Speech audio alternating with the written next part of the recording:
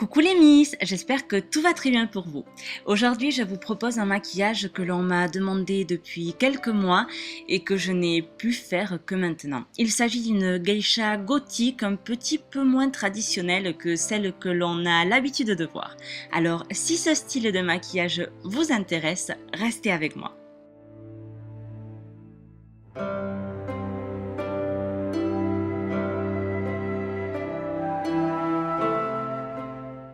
Dans un premier temps, je vais couvrir la pointe de mes sourcils avec de la simple colle scolaire à l'aide d'une spatule ou d'un ustensile plat. Il faut bien lisser de manière à ce qu'il ne fasse pas de petits grumeaux. Et de toute façon, on peut facilement retirer l'excédent avec les doigts ou avec une lingette ou un coton-tige.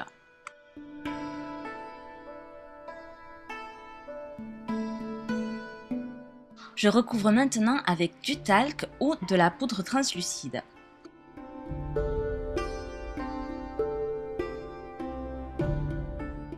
Ensuite, le normal, ce serait maquiller avec une couleur chair. Dans ce cas, c'est précis, une couleur plutôt blanche, car comme vous le savez, les geishas sont réputés pour leur blancheur de peau. Ce correcteur est de Illamasqua et il a une texture assez fluide pour éviter de ramener ou d'enlever la colle à chaque tapotement. Pour le teint, n'importe quelle base blanche fera l'affaire, mais moi je vais utiliser celle-ci, toujours de Illamasqua. Elle est tout simplement super. C'est une base qui est très facile à étaler et de plus très couvrante.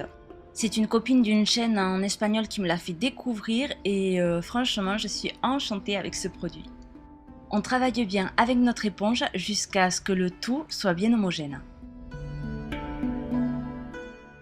Pour assurer une bonne tenue au fard, je passe sur mes yeux un primer de la marque Cassette.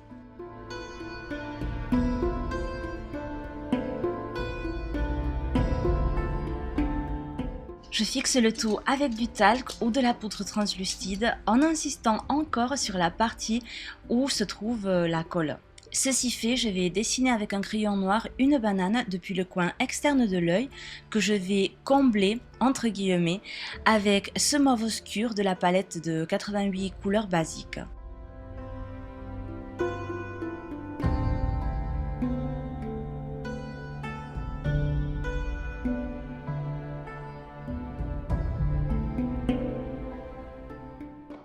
On amène cette même couleur vers la tempe en s'aidant d'un support rigide ou d'une bande adhésive par exemple pour obtenir un tracé droit et parfait. Maintenant on va superposer ce mauve rosé sur notre couleur précédente et avec un pinceau à estomper on va le descendre jusque sur le nez.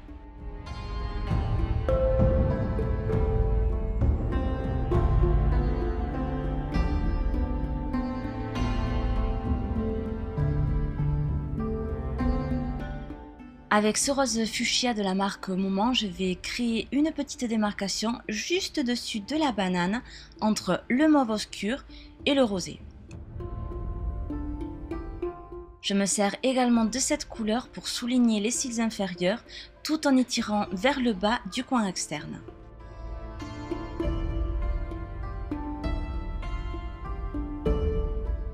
Pour un plus beau fini, j'estompe avec ce pigment blanc.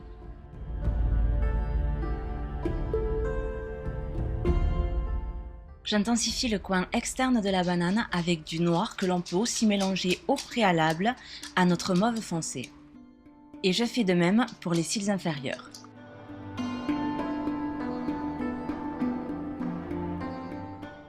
Je vais mélanger maintenant ces deux couleurs et à l'aide de mon support, je trace à nouveau une ligne en partant cette fois-ci du coin externe inférieur. Et on pense toujours à estomper sa couleur. Pour bien délimiter mes tons, je passe un jumbo blanc sous les sourcils, mais du talc fera tout aussi bien l'affaire. Pour les sourcils, je mélange encore ces deux couleurs en rajoutant quelques gouttes de Mixing Solution de chez Kiko. Je fais en sorte que mon tracé soit aussi rectiligne que possible, tout en l'étirant vers les tempes et en finissant par une pointe très fine. Je surligne avec un crayon noir en faisant très attention de ne pas retirer la colle en passant.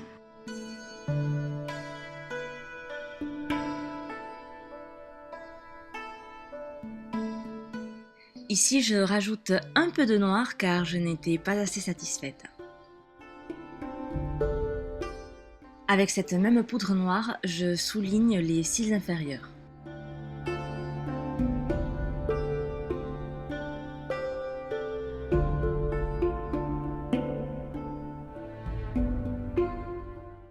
Je dépose sur la partie mobile de l'œil un jumbo blanc que je vais bien étaler ou au pinceau ou avec le doigt.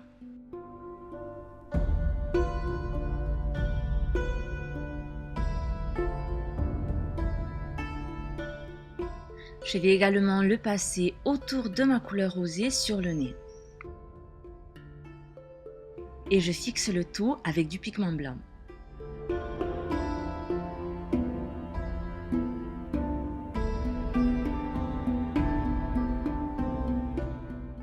J'en profite pour en passer également sur la partie inférieure et entre les deux démarcations du coin de l'œil.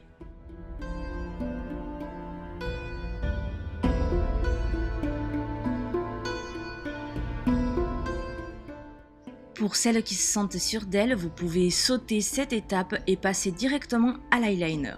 Personnellement, je préfère travailler avec du fard parce que je trouve qu'il est plus facile de rectifier si l'on se loupe et je préfère davantage le côté diffus vu que après je vais camoufler la colle des faux cils avec l'eyeliner. On marque maintenant la ligne intérieure de l'œil, tant supérieure qu'inférieure, avec du noir.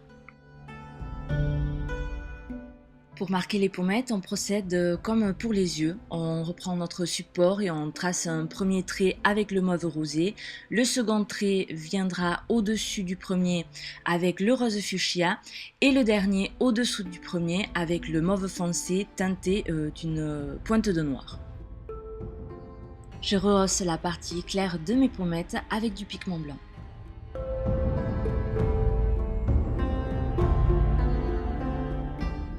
Avant de poser les faux cils, un peu de mascara, mais juste au début pour les remonter un petit peu, pour les courber. J'en passe par contre sur tous les cils inférieurs. Allez, on peut maintenant poser les faux cils que j'ai coupés par la moitié parce qu'ils iront juste sur le coin externe, ce qui va allonger notre œil. J'applique alors l'eyeliner pour camoufler l'excédent de colle et j'accentue la pointe au coin interne de l'œil ainsi qu'au coin externe.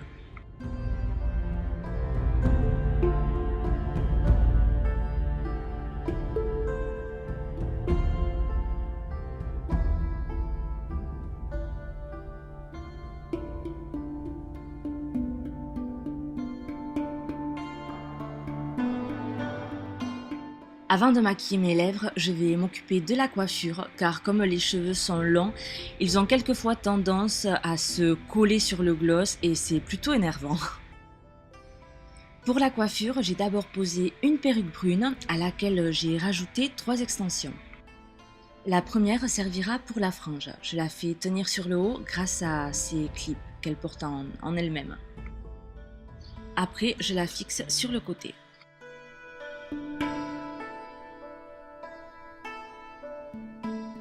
Je pose la deuxième sur le haut de la tête et lui donne du volume avec ce complément qui sert à bomber les cheveux.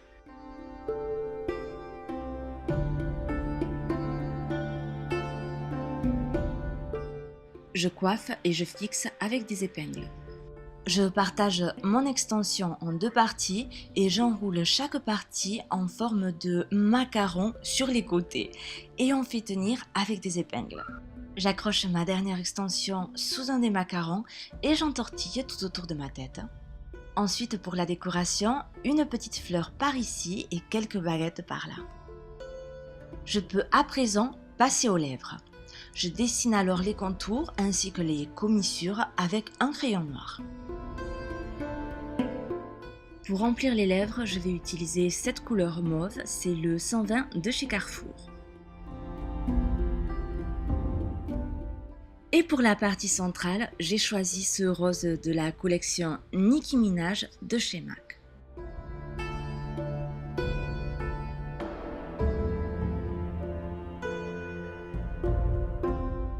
Notre maquillage est enfin terminé. On peut ranger nos palettes et nos pinceaux. J'espère que l'idée vous a plu et qu'elle pourra vous être un jour d'une certaine utilité. Je vous invite à me retrouver sur Instagram, sur Facebook et sur le site vericil.com. N'hésitez pas à me laisser ci-bas vos commentaires et vous abonner pour recevoir les nouvelles vidéos. Je vous fais de gros bisous à tous et je vous dis à très bientôt. Bisous, bye!